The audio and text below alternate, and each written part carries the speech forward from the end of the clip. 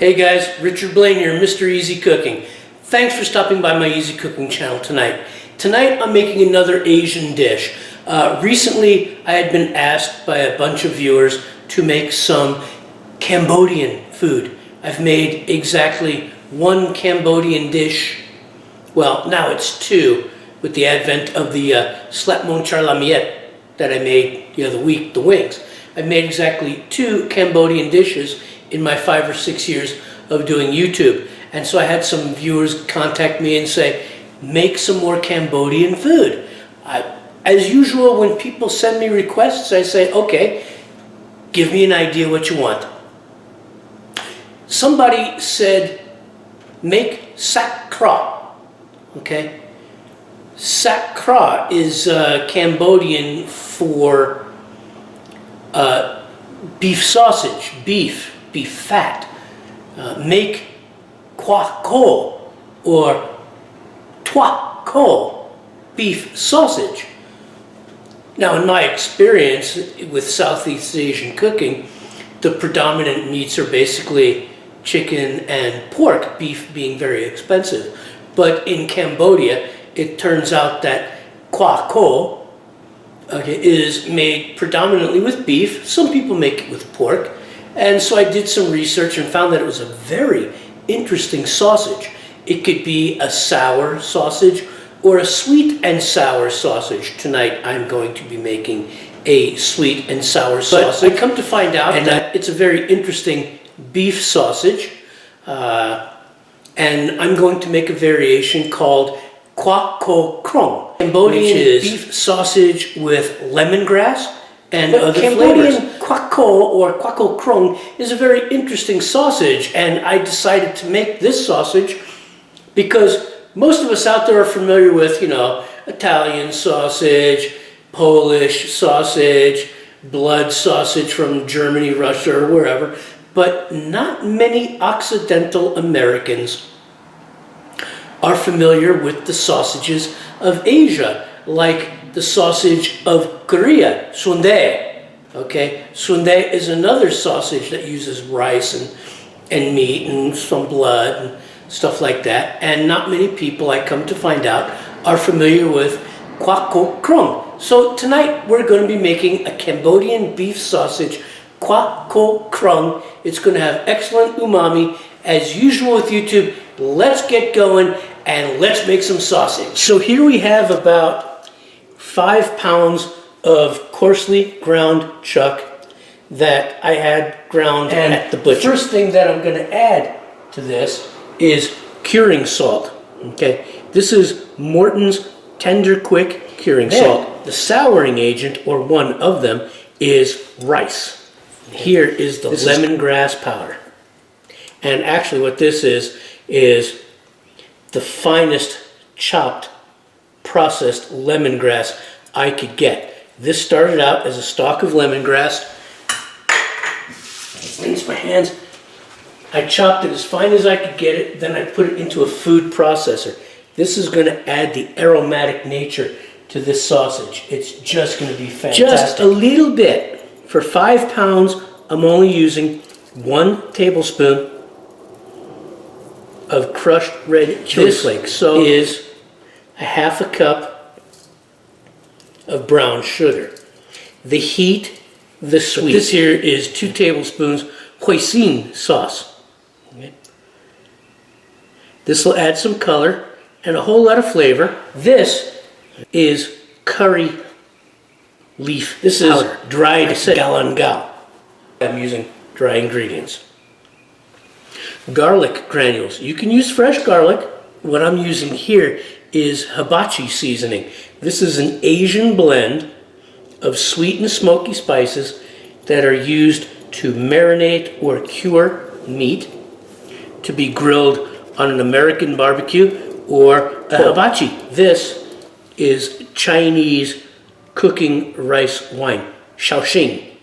This is 2 tablespoons of freshly squeezed lime juice.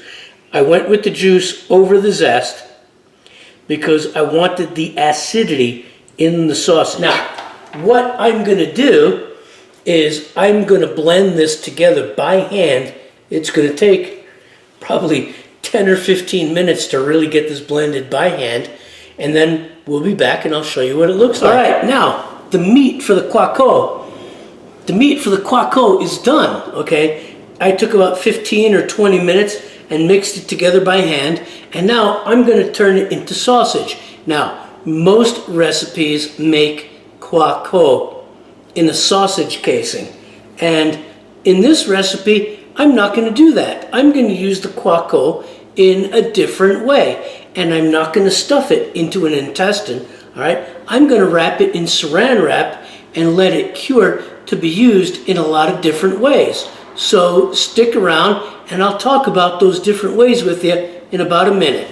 All right, so here we are. Now, most of the time when Kwah Ko or Kwah Ko kroeung is made, okay, it's made to make sausage, and it's exactly what it is sausage.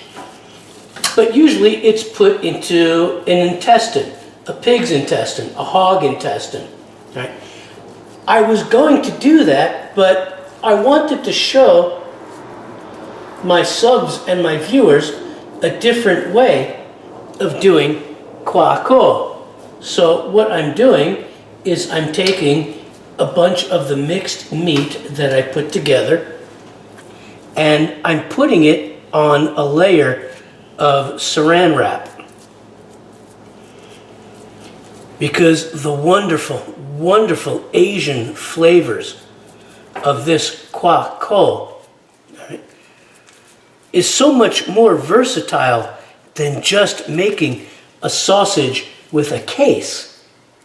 So I decided to make it a sausage without a case and make it a little more versatile.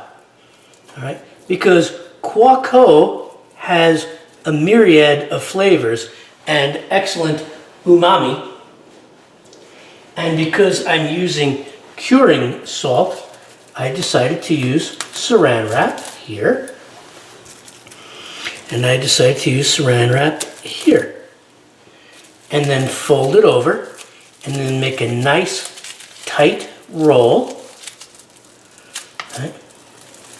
There we go. There we go. Take this other layer of clear wrap and put it on the Kwah Ko here, and here. And then I'm going to spin it. Now, the reason I'm doing this Kwah Ko this way is because even though, as I said, Kwah Ko is done in a pig intestine, I'm doing it this way because Kwah Ko has many ways of being used. Kwah Ko, like this, can be sliced as a regular sausage, skinless, caseless, and fried in a pan. This Kwah Ko can be made into meatballs, okay? Meatballs that are cooked in a frying pan or baked in an oven and then plopped into a ramen soup. This Kwah Ko mixture can be cut and dashed with cooking oil across a frying pan. And after it is cooked 50% of the way, you could put some eggs on it and use this Kwah Ko as if it were chorizo, but chorizo with an Asian flair. This Kwah Ko can make a fantastic hamburger. Oh my God. You just cut a chunk, flatten it out, and make a hamburger. This Kwah Ko goes excellent with a pulled pork sandwich or a grilled cheese sandwich. So I didn't want to do the regular Kwah Ko using a pork intestine. I wanted to use it this way for the versatility aspect. I'm going to do a couple of more rolls and I'll be right back. Okay guys, here it is. This here is 5 pounds of Kwah Ko sausage, Kwah Ko kroeung.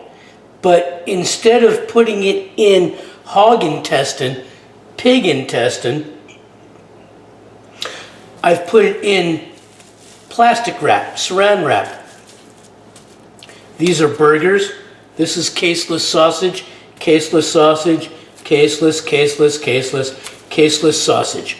I used Morton's Tender Quick salt to cure this sausage, to cure this meat, to give it shelf life. So what I'm going to be using this for is a myriad of things. Here, hamburger, make a wonderful burger. I can cut this caseless sausage and cook it up with potato in a pan. As I said, it goes great as a grilled cheese, a quesadilla, scatter it across a frying pan with cooking oil and eggs like chorizo, fantastic. Cut a chunk of it, make meatballs, okay, either cook the meatballs on top of the stove or in the oven and put them into a ramen soup. But as a traditional Cambodian sausage, I didn't want to do just the traditional thing and make a Cambodian sausage. What I wanted to make was the flavors of Southeast Asia, which is captured in this sausage mix.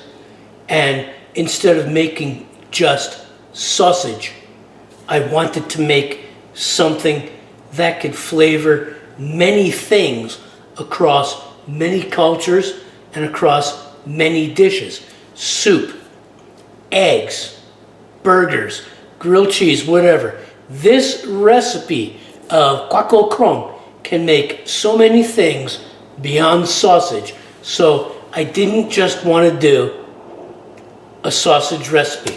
So here it is. I hope you make this recipe. I hope you use it for many, many, many things. And I want to thank you for stopping by, and I'll see you on the next video. Take care. Richard Blaine here. Thanks for stopping by my Easy Cooking channel tonight. I hope you enjoyed watching me put together Kwah Ko, okay? Cambodian beef sausage with lemongrass. I'm glad you stopped by. I want to thank you for stopping by.